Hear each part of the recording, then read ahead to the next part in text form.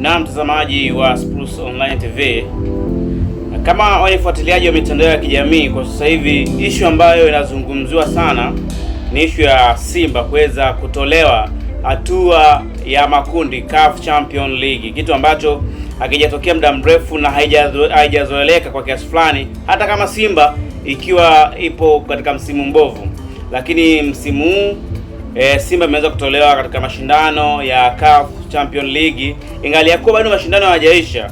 Kuna mechi ambazo inabidi wacheze, lakini watacheza tu kutimiza wajibu, kitu ambacho kimeweza kuzua maneno mtaani, gumzo, ikiwemo kiongozi wa Simba, mwenyekiti Murtaza Mangungu, kuweza kuletewa fujo na mashabiki siku ya jana, siku ya mchezo, baada ya mchezo kutamatika kwa Simba kuweza kutoka suluhu ya 2-2 dhidi ya Esperance de Tunis ya kule nchini Tunisia, matokeo ambayo hayakuwafurahisha mashabiki. Hivyo basi mashabiki wakatamani viongozi wa Simba wajiuzulu, ikiwemo Murtaza Mangungu, wengine wakidai aliyekuwa kocha msaidizi Suleiman Matola naye hawamhitaji katika benchi, aondoke naye. Kumekuwa kuna maswali ya kujiuliza, kwa nini Simba inapofanya vibaya mara nyingi huwa wanakimbilia viongozi wa jiuzulu, hasa Murtaza Mangungu?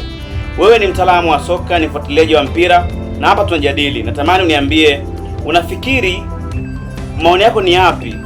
Kwa nini kila Simba inapofanya vibaya lawama zinakwenda kwa Murtaza Mangungu na Suleiman Matola na si viongozi wengine? Unafikiri Murtaza Mangungu na Suleiman Matola ndio sababu ya hii Simba kufanya vibaya? Utaniambia ni kwa nini Mangungu na Matola wanahusika kwa Simba hii kutokupata matokeo siku ya jana. Wewe kama mtaalamu, mfuatiliaji wa mpira, mdau wa michezo, kwa nini Mangungu anapewa lawama mechi ya jana, ambapo tumeona makosa ambayo yamefanyika, na pia tumeona wachezaji walianza vizuri, na kila aliyekuwa akitazama mpira, shabiki wa mpira wa miguu, shabiki wa Simba Sport Club, alikuwa akitazama mpira ulipokuwa unaanza, wakasema kweli hii Simba imebadilika. Simba inacheza mpira wa pasi, Simba inamiliki mpira, na hata Simba ilipopata goli wengi walifurahi sana. Katika furaha zao, sidhani kama walikumbuka kumtaja Mangungu wakati ule Simba imepata goli kupitia kwa Shomari Kapombe. Watu wamefurahi, hawajasema kwamba Mangungu ndo amehusika kwa Simba kupata hilo goli wala vipi. Tumekuja kupata goli, Simba imekuja kupata goli lingine kupitia kwa mchezaji Kagoma. Wana Simba wamefurahi kweli kweli. Simba ikawa inaongoza kwa goli ya aggregate ni 2-0. Simba ikawa inaongoza kwa 2-0 wakati huo. Wana Simba wanafurahi wakiamini mtu atakula goli 5 pale. Lakini kadiri muda ulivyokuwa unazidi kwenda, tukaona Esperance wanaanza kumiliki mchezo, tukaona makosa yanaanza kufanyika kwa baadhi ya wachezaji. Hatimaye kipindi cha pili kikawadia, tukaiona Esperance ambayo imekuja ikishambulia kwa kasi, lakini tukaanza kuyaona makosa ya Simba, na baadaye Simba akafungwa goli la kwanza.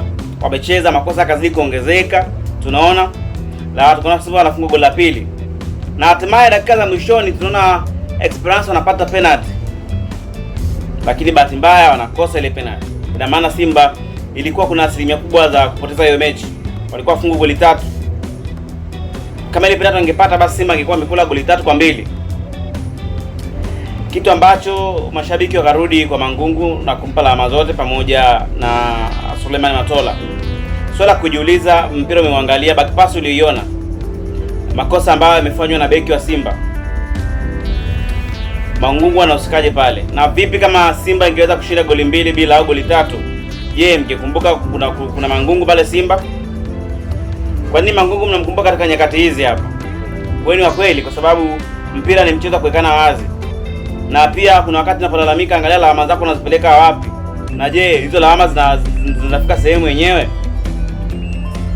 Huu wakati ambao Simba imeshapoteza mchezo kama huu muhimu, na Simba imetoka katika mashindano haya, hebu angalieni sehemu sahihi ambapo mnaweza mkapaziba na pakazibika, kwa sababu kila siku mnaziba pale mvua inaponyesha. tunaona kabisa mnajaribu kuziba, lakini hapazibiki. Ikitokea mvua nyingine imenyesha, tunaona tena matundu yanaonekana pale. Wahenga wanasema kwamba acha mvua inyeshe tuone panapovuja. Mara nyingi sana kila mvua inaponyesha, basi simba panakuwa panavuja sana. Sasa tutamlaumu nani pale? Mwenye nyumba au fundi? Kwa hivyo ni vyema mkae mtulie, kwa sababu kuna muda fundi mwenyewe ajui shida iko wapi. Yeye ndo mjenzi, ajui shida iko wapi, panapovuja ni wapi, anaziba sehemu nyingine.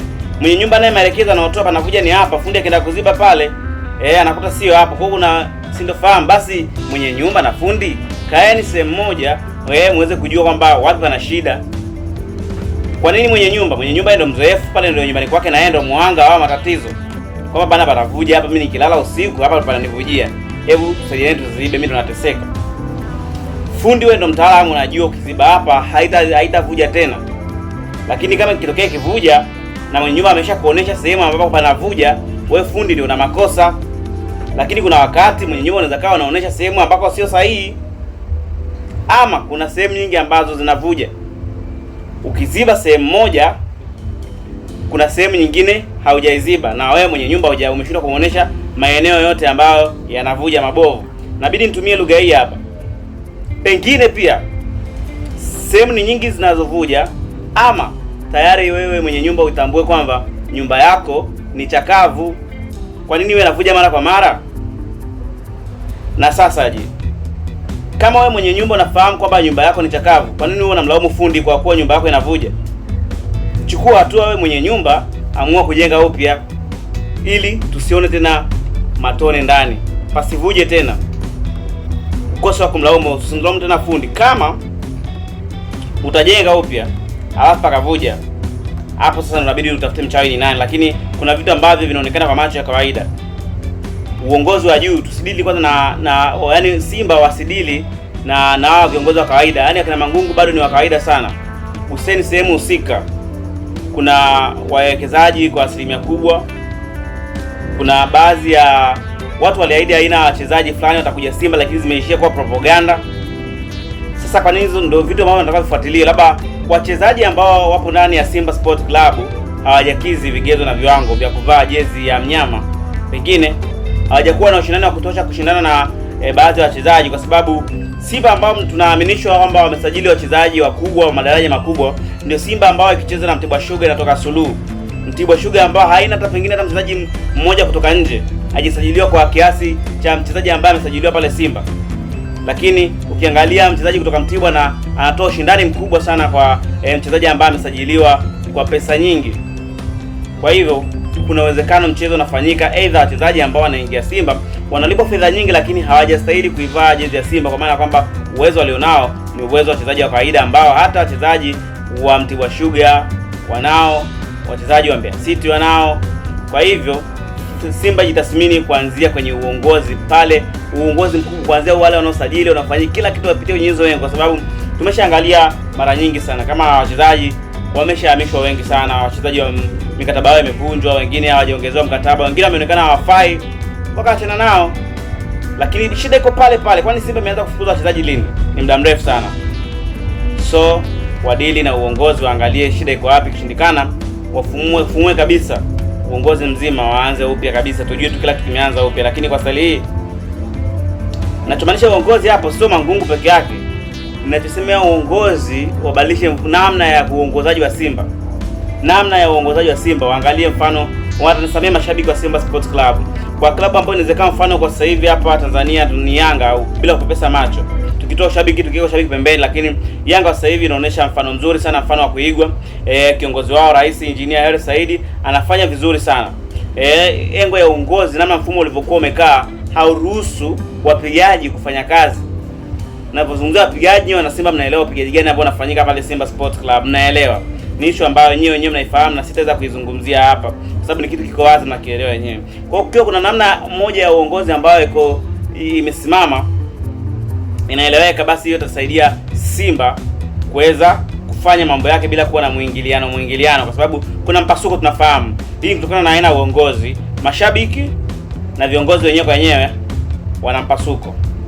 Kuna namna pia inatokea wachezaji na viongozi kuna mpasuko.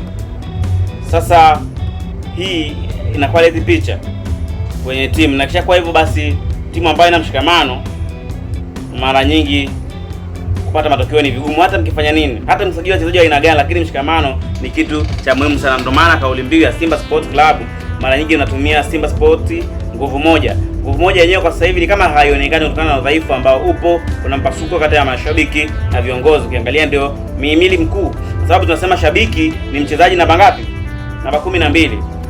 So kama shabiki atakuwa sio sehemu ya mchezo, hamna kitu.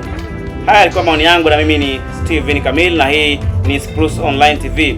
Wewe tuandikie maoni yako hapo ili tuweze kushirikiana kwenye comment hapo. Je, unaonaje Simba hii? Na je, maamuzi ambayo mashabiki wanayafanya kuleta fujo kwa viongozi ni sahihi? Na je, viongozi kuweza kutokuwa sawa na mashabiki, je, nayo ni sahihi? Andika kwenye comment hapo.